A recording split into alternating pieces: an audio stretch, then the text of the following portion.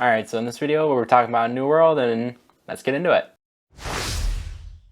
Alright, so in this video it'll be just more of a talking head. I just want to give my impressions and talk a little bit about how I've been liking New World and what I've disliked about New World. So let's go. Alright, so we're going to start with the good stuff, and we're going to start talking about PvP. And so PvP is pretty much the main focus of this game, and it's understood that that's pretty much what it is, as they do a lot of stuff with factions, which is like a group of 3 different factions that split up the world. And then there's companies, and then there's wars. They're all doing all of that. And so you join a faction when you hit level 8, which I think is where the main quest starts, and you get to choose a faction, and that faction tells you who you can play with. Some people you can't play with if you don't choose the right faction. You can switch every 120 days. So if you do choose that, either you can delete the character and maybe restart, or you can wait 120 days and switch factions. So once you choose your faction, then you get a company within the faction that actually owns the land that you can conquer. And so all the companies are in the same faction, so you can't have multiple factions within the company. But I like that aspect of it. I like that it kind of puts a larger group as well as your own company. So the company owns the land, but you can, in wars, you can use other companies to add to your forces, so you can actually fight in a war with multiple companies and keep the land for that faction. And so I actually kind of like the PvP. You also duel, and you can go out with PvP flagged, and you'll be able to fight just in the world other factions. And if you want to fight your own people, you have to duel, like I mentioned, and if you want to fight your own faction. So you can also own a house, but I don't believe that ties in any way to owning the land.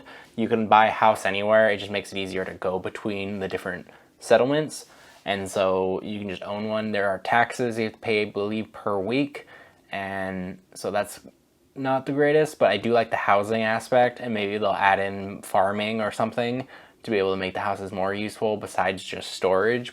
And I think that's actually really good that they added that as storage options too. But I would love to see like a farming, since you need a lot of things that you find in farms or other camps. I would love to see that added in as a part of the housing. But now I'm getting ahead of myself with what needs to be improved. Let's keep talking about the good stuff. I do like that they used the weapons to be kind of a class, and you can have 2 weapons equipped, so you can actually use both classes, like switching between them, and that's really nice.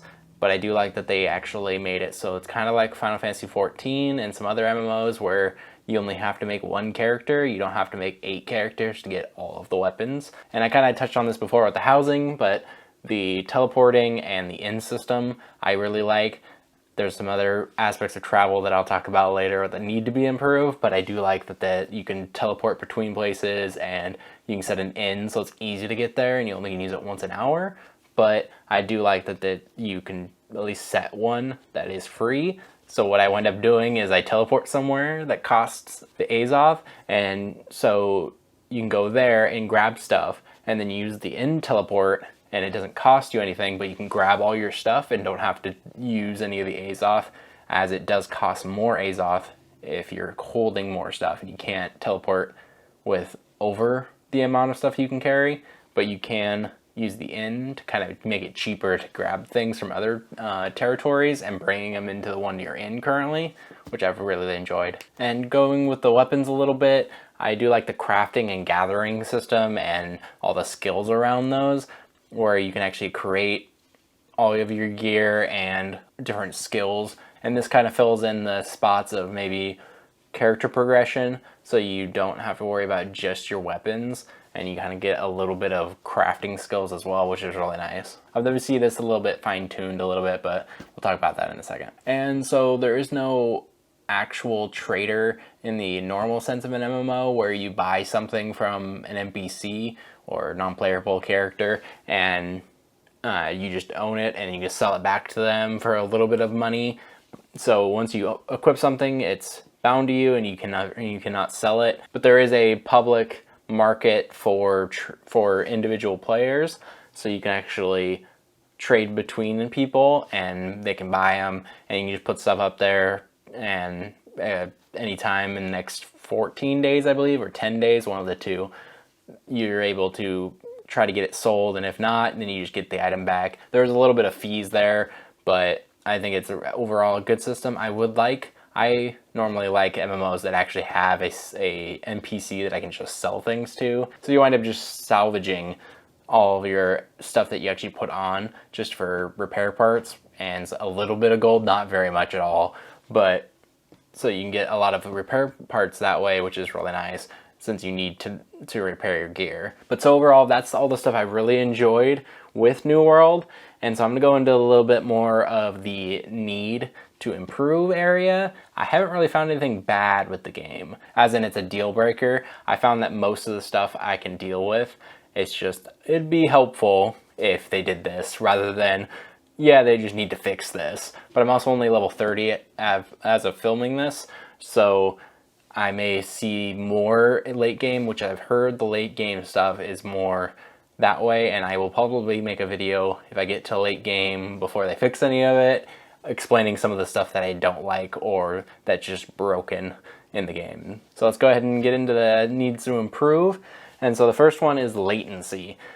I am playing on a East Coast server from the West Coast, so it is understandable having some latency, but it is very hit and miss, and this is a little bit my fault, but I do know that more creators are playing on the East Coast servers since there's a lot more people on the East Coast servers that they may know. And so improving the latency would be a good thing so that we don't run into issues. And I've definitely seen this where it'll glitch or it'll hitch so that I pop back to a position I was already in. It happens more often than I would think it should. And so that's something they can work out, as well as just the servers in general. I'm kind of interested to see what they do in the future with, they have clusters of servers that in case they need to and they don't have enough players playing on each server, they can collapse them. I would love to see them do some type of thing where they have those individual servers, but you can like jump between them if you're playing with people. I've heard this is a feature of other MMOs like WoW, where you can play on one server and then request for the person in a raid or something to be able to be brought into your server or vice versa, so that you can actually play with them in the raid, in the instance. And so I'd love to see that get implemented so that we can play with other people that may be in that cluster, which I'm fine with, and at least it adds more players, especially since the cap right now is only 2,000 players per server. That would definitely increase it by 5-fold, since I think there's like 5 per cluster, so that'd be great. So harping back to the travel aspect and teleporting that I did mention before, mounts, some type of easier system, maybe a cheaper way of going between the settlements.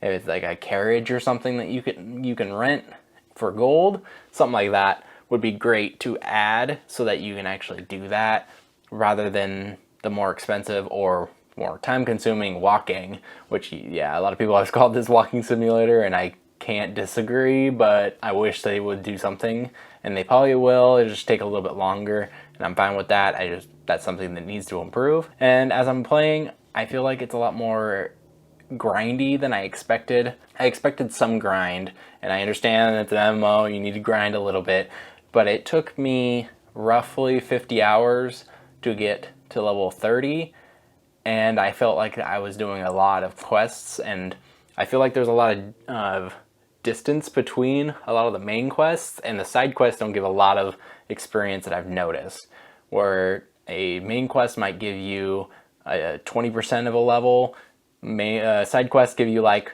3% of a level. So I feel like there could have been a little bit better balancing, and maybe they'll improve it with leveling of trying to balance it out for at least lower levels. It did get pretty quick to 10. From 10 to 20 was okay, and from 20 to 30 has been a bit of a grind, which I'm not excited for. 30 to 40 and 40 to 50 and 50 to 60, those are going to be kind of difficult unless you put a lot of hours in. So I will let you guys know how I like that, and if you guys want to jump into stream and talk to me about it, I would love that. And you guys can hit the subscribe button and all of that, get notified when I go live. You'll hear that again at the end of the video. So another problem with the questing or leveling is the dungeons, and mostly the finding a group for them. I find that yes, you can type into chat and find it, but that's not a feature, that's just a missing link or a missing opportunity to add a feature to make it easier so that you can add in I'm a DPS or I'm a tank, something like that, healer, all of those, so that I can request a group that is not that, or for a group that contains one more DPS and 2 tanks and a healer, like something like that, so I can actually do that without having to just randomly queue with people and hope that we can get through the dungeon. That was just one thing I found that, yes, it's possible to do, but it's not very efficient or probable for the end game to be able to be very good at those dungeons if there's no way for me to find people and find me people that are going to help me more than just be all tanks or all DPS, which may not actually get me through the dungeon. And so another thing that they could improve on is just the overall attacking and canceling of attacks and dodging and all of that functionality. I found that sometimes it's okay, sometimes it's great. You can hit the enemies and they will be stunned enough that you can get through and not get them to attack you.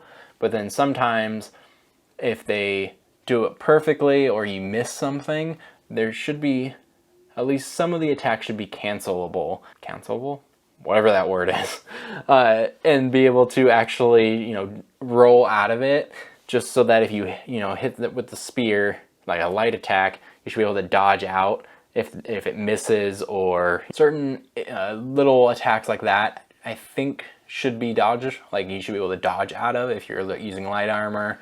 And there should be a little bit more thought through of how that works, as well as I've seen like player collision inside dungeons are kind of difficult. If you're in a tight spot, it's kind of difficult to roll out of the way because there's a person in front of you. I think it's very important that we push for, certain changes, and I'm not trying to, rewrite the entire game. I just want a little bit of quality of life things as we go through this process, and I'll keep playing New World even after, and I would love to see expansions and all of that. So these are all just opinions of mine. So let me know down in the comments what you guys think. I would love to know your opinions on what could improve, as well as what is really good. I would love to know what you guys are really liking about New World. And I did have notes from a previous video that I was going to make for the beta, but I decided not to. So if you guys want to see that, maybe let me know down in the comments. I might post that somewhere and you guys can read it. And so before we get out of here, like this video if you liked it, dislike if you don't, hit the subscribe button and then turn bell notifications on so you get notified when we upload new videos and when we go live. I've been starting to go live on this channel, and I have a normal stream schedule, which I don't have posted anywhere, but I think on Twitter you can stay up to date on that, or on Discord. I want to post that on there as well, so you guys can make sure you know when I'm going to go live. And there's all types of other links down there to Castlemania games, to Glitch Energy that I've recently signed up for as an affiliate, and Amazon. Those are all affiliate links down there. They'll be marked with the words affiliate link or affiliate, so you know that the channel gets a kickback anytime you guys buy anything from any of those links, and a bunch of other links to Twitter, Patreon, which I'm still working on, but we'll get there. And there's also a link down to the merch. And thank you guys for watching, and I'll see you guys in the next one.